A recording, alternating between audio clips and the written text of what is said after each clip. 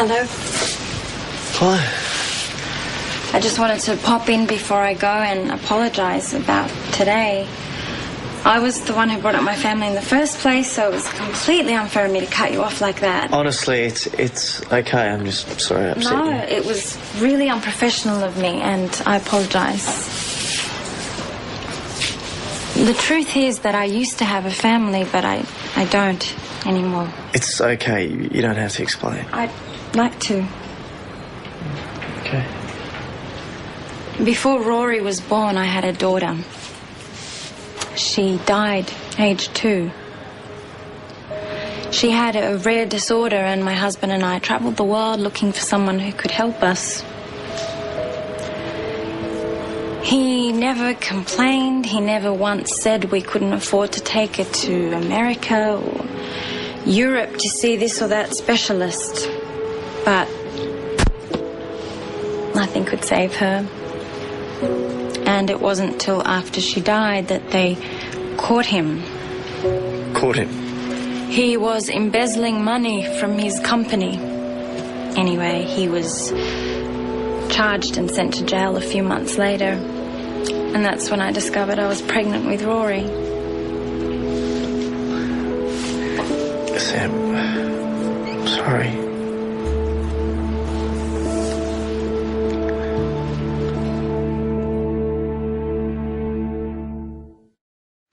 You know, the difference in Jack is amazing. I think it's all because he's got someone to motivate him.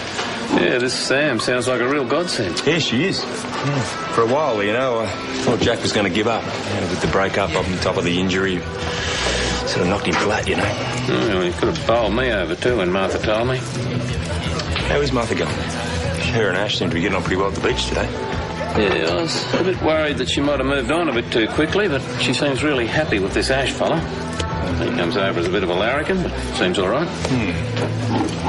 What, you got a different story? Oh, no. I've just known Ash for a long time, that's all.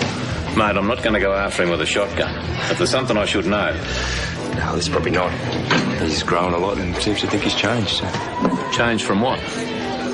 Oh, look, when he was young, Ash had a bit of a habit of sort of jumping headlong into things, you know, and bailing out when the going got tough, that's all. Bit of a flippity-gibbet, is he? And not too honest about it either. He would sort of do the dirty on somebody and then tell everyone else that they'd done the dirty on him. You know the type. Yeah, I do. But look, like I say, he seems to have changed, so there's probably nothing to worry about, you know.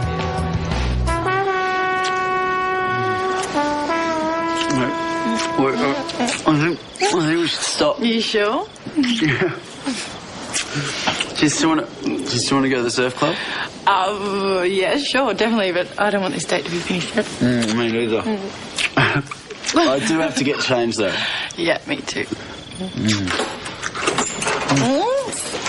Grandad, you're home early? Yeah, how was the picnic? I was all right. All right.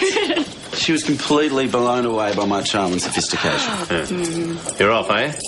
Actually, we're both off. We're going to the surf club, so you go home and get ready, and I'll be at yours in 20 tops. Well, I'm timing you. See you later. See ya. So, the date went all right, did it? Yeah, it was awesome. He's amazing. Love, I don't want to be a wet blanket, but I was talking to Tony before, and he mentioned that Ash could be a bit unreliable. Yeah, I know. He told me all about it. But he's changed now. He's grown up since Tony knew him, so there's nothing to worry about, okay?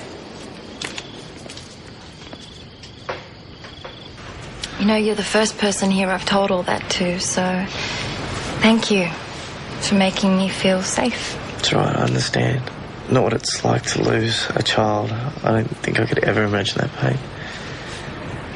But I do know what it's like to be single again when you thought you had a marriage. Yeah, I guess you do. No, it's always the hardest. Well, we're a good pair, aren't we? I suppose you probably have to home to Rory soon. Well, no, he's staying at a friend's house tonight, so I'm not in any rush if you still want some company. Yeah, I mean, you could have some of my lamb chops when the trolley comes around. You know, the sad thing is that is the best offer I've had in ages. Oh.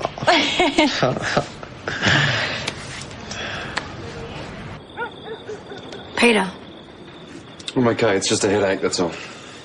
can I do something? What should I do? I don't know. I can't think. Well, maybe you could ask me something, anything, and I'll just keep talking. Okay, what about Drew? I mean, I've always been curious how you ended up in a relationship with him anyway.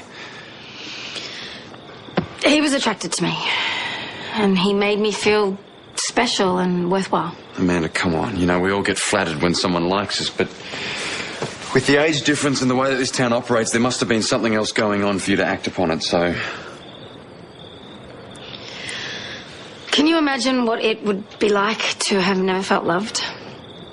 Well, you're obviously not talking about yourself. I mean, you've had a dozen blokes fall in love with you. No, I'm not saying that I've never been loved.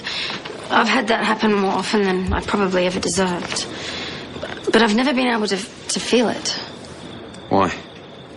I guess I find it hard to believe that anybody could love me when I don't love myself. Well, I don't get it. Why would you, of all people, feel that way?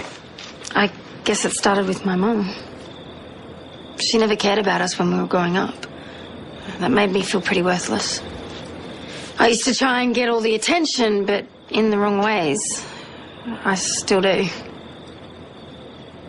And then after the accident, any hope of finding normality disappeared. What accident? You've never mentioned an accident before. It happened a few years after Belle was born. Well, stillborn, as I thought at the time. I was completely off the rails. I was angry. So I dragged my sister Kelly out on this date with these dropkick guys. On the way home, I was going too fast and I rolled the car. I walked away without even a scratch, but Kelly wasn't so lucky. It happens a lot. You know, there's no rhyme or reason sometimes. Well, my mum and Kelly decided that I was the reason. They've never forgiven me for what I did. Not totally. So that's why I've never met Kelly. We talk, but we're not that close, you know. And you've been carrying this around without saying anything. What's there to say? That I got away scot-free while my sister's still paying for what I did? The irony of it is that I didn't get away with it at all. I hate myself for what I did. I sabotage every relationship that I have because I feel like I'm not worthy of being loved. Yet I look for it everywhere. Why did I let it happen with Drew? I guess part of me wanted to believe that he was the one. He could be the person who... I just want to feel love.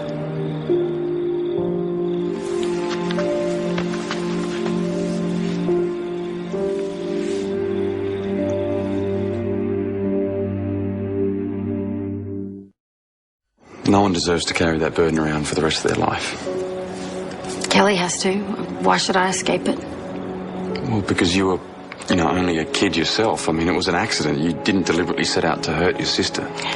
It doesn't make any difference. Well, still, everyone deserves to feel loved. I don't know about that. I'm starting to think that I should just give up on that one. Well, don't do that, Amanda. There's someone out there for you who'll probably just walk through the door when you least expect it,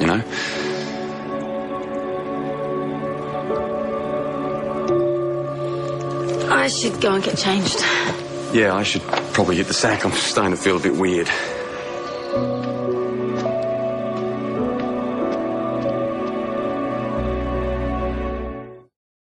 What is it about his family she can't resist? She was married to his brother, and she just broke his son's heart. I think I've done enough damage there. But will he betray his family? We'd be crazy to go there again. To be with her? And next week, she's fallen for him big time, but he has a secret. Of course no one knows the truth. How stupid do you think I am? Now she's on a mission to expose him. What is he hiding? What's going on? Home and Away, next week.